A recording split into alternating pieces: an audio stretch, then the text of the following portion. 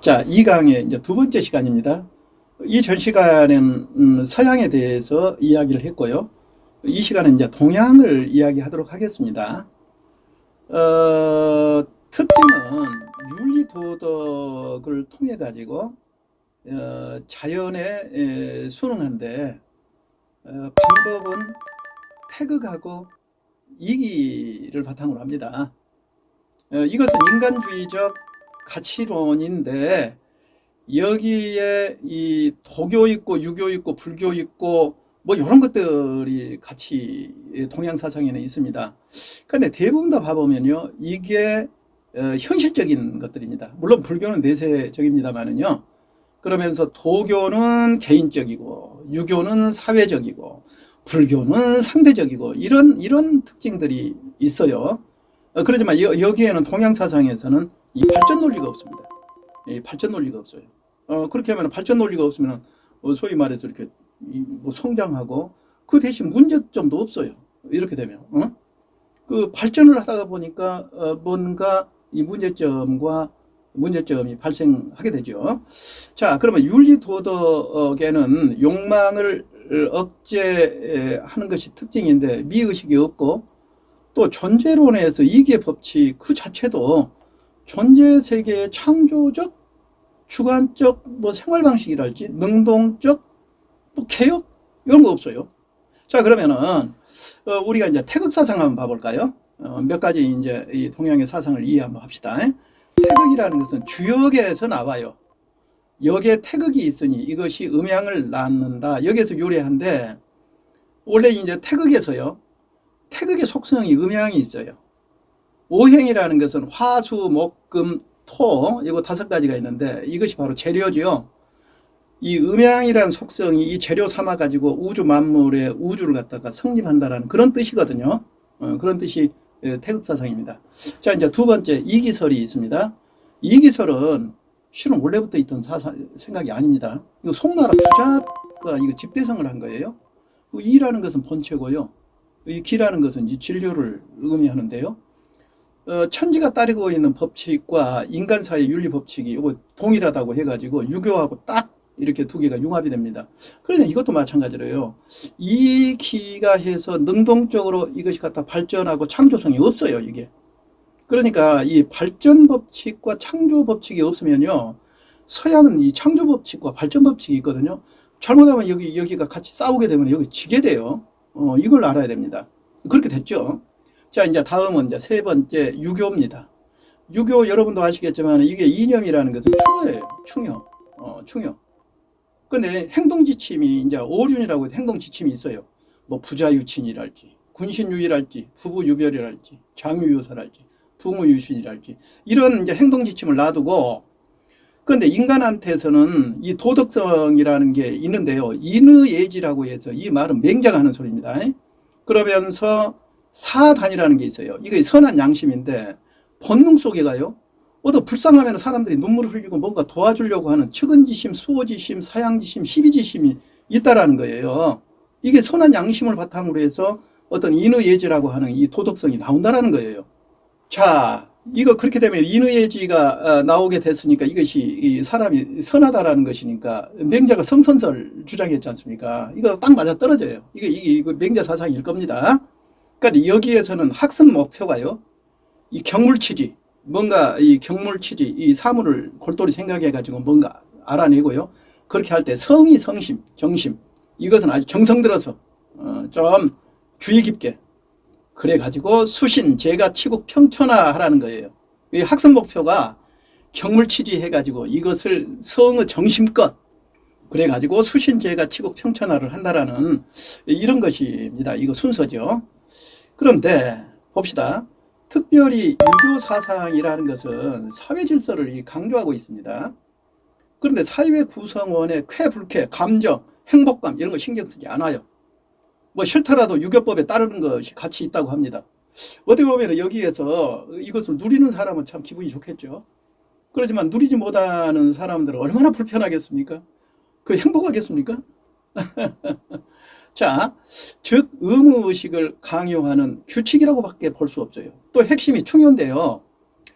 그런데 이것은 우리가 사회질서 윤리로서 우어른을 공경하는 이 정신, 이것이 확대돼 가지고 국가에 대한 능동적인 국가사랑, 이건 좋아요. 근데 과연 능동적으로 국가사랑, 이게 좀 우리가 한번 좀 생각해 봐요. 우리가 군주가 도덕적인 군주 많죠. 그렇지만 그렇지 못한 그런 군주 많아요. 그리고 대부분 인간 사회 속에서 그 군주가 뭐 선한 어떤 그런 군주 좀 봤습니까? 그게 문제예요.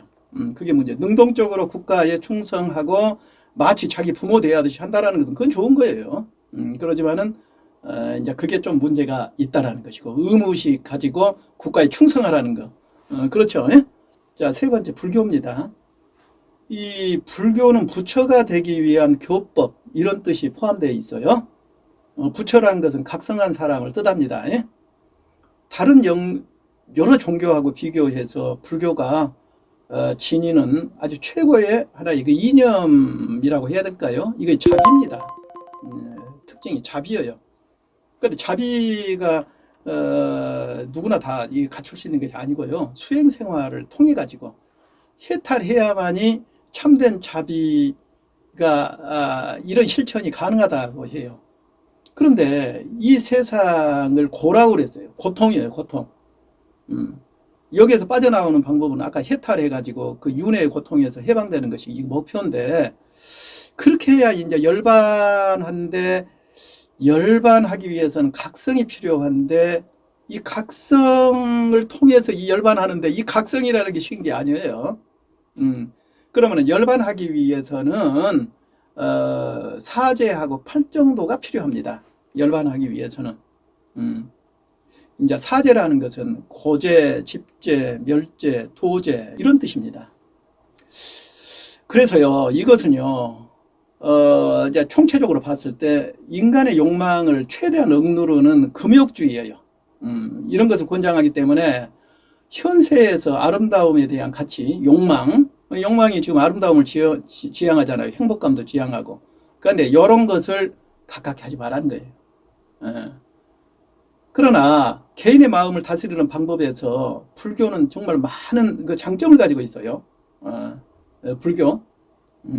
자, 다음은 한번 이제 도교에 대해서 한번 이야기를 한번 해볼까요? 이 도교는요, 이런 게 있습니다. 도교는요, 통합적이에요. 뭐가 들어오면은 그냥 다 그냥 흡수 통합합니다. 도교 사상 속에는 그때 당시에 뭐가 들어오면은 다 이 흡수예요. 이것은 통합 사상에서 도가는 참 좋아요. 참 좋아요. 이 도가. 그리고 뭔가 이렇게 모순하고 갈등을 일으키고, 이런 거 하다고는 좀 거리가 좀 멉니다. 그래서 도교 사상은 유교 사상하고 마찬가지로요, 이 동양에서 태고 쪽부터 지녔던 인생관, 우주관, 이런 것들이 다 믹서되어 있어요. 그리고 토착적인 민족, 뭐 종교도 기고, 도가의 노자까지 그냥 또 포함을 된 상태입니다. 거기에 도덕경 같은 것도 그 속에 경전으로 그냥 아주 통합해 갖고 있어요. 도교는 도가 철학의 뭐 신사상이랄지, 뭐 음양 오행이랄지, 뭐 불교 이런 것도 다 끄집어 왔어요. 그러니까 여러 개가 믹서돼서 혼합된 것이 도교라, 이렇게 생각하면 되고요. 그러니까 통합적 특징을 가지고 있는 사실입니다. 그렇지만 여러분, 도교하고 도가 사상이라는 것은 이거 철학입니다. 노장 사상이에요. 약간씩 거기에 이제 공통적으로 이렇게 하지만 엄밀한 의미에서는 구별해야 됩니다. 그러니까요, 이 자연계를 이 감성계로 봤을 때 미학과 분명히 관계가 있어요. 그런데 여기서는요, 이 방향성하고 목적성이 없어요. 기계론이에요, 지금 현재. 여기가 치명적입니다. 이 목적성이 없어. 어디를 향해서 가야 되는가. 그러다가 보니까 자연의 순응하고 창조성이 없기 때문에 기쁨하고도 없어요. 그 잘 모르겠어요. 산에 들어가서 아무것도 다 비우고 그렇게 하면은 인간이 가지고 있는 창조성이라는 것이 전부 다 없다라는 것인데, 이걸 가지고 마음의 평정을 유지하고 기쁨을 유지한다? 그건 나는 좀 캐쇼마크입니다. 얼마나 기쁨이 있는가에 대해서는 잘 모르겠어요. 인간은 창조성이 없으면 기쁨 구조하고 밀접한 관계를 가지고 있거든요.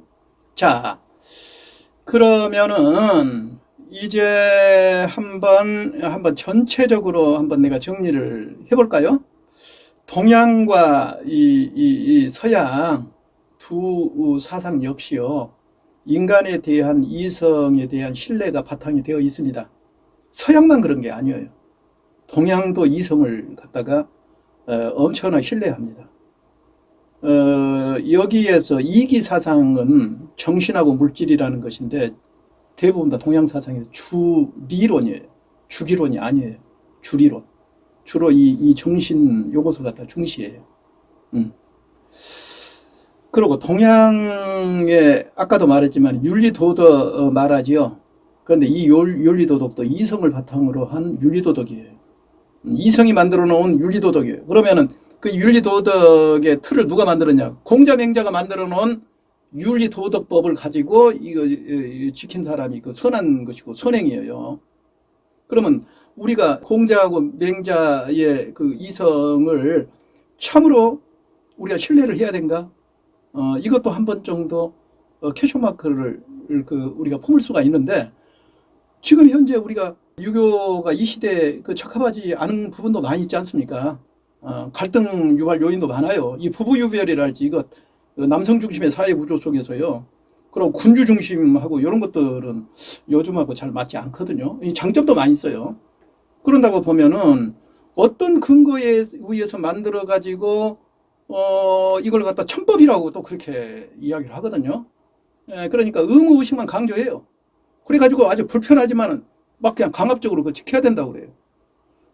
우리 조선시대 때 같은 경우에도요, 연료 있지 않습니까? 연료. 남편 따라 죽어요.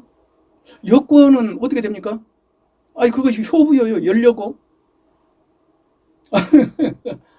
지금 본다면은 약간의 불편한 윤리 도덕이라고 하지 않을 수가 없어요. 그리고 21세기 이후에 그거 우리가 또 지키기도 쉽지도 않아요.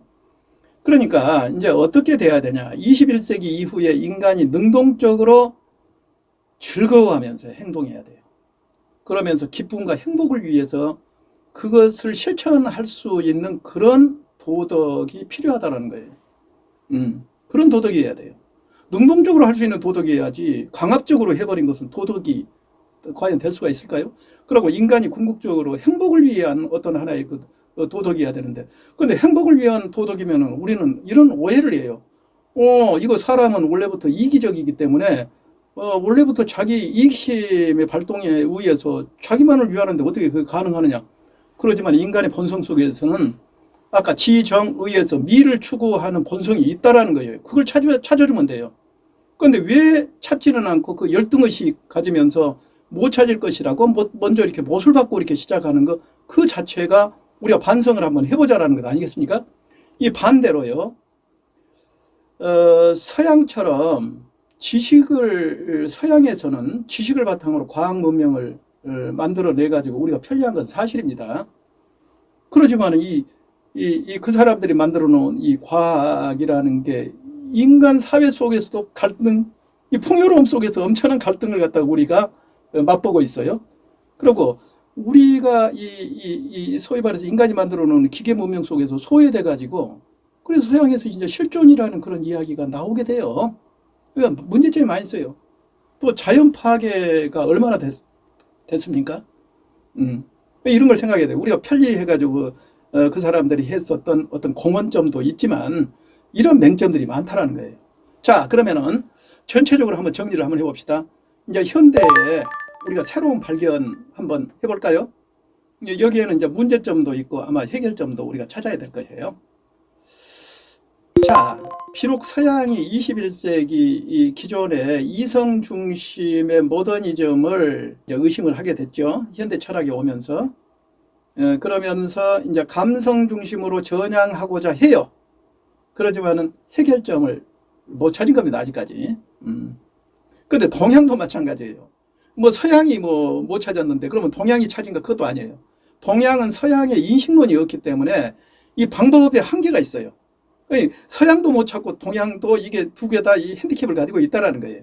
그럼 우리가 한번 해결점을 여기에서 한번 제시를 한번 해보고 한번 생각해 볼까요? 21세기에 이 감성의 가능성이 이미 이제 열어두었습니다. 왜 그러냐면은 이성의 한계 때문에 이제 감성에 대해서 우리가 이제 기대를 하는 거예요.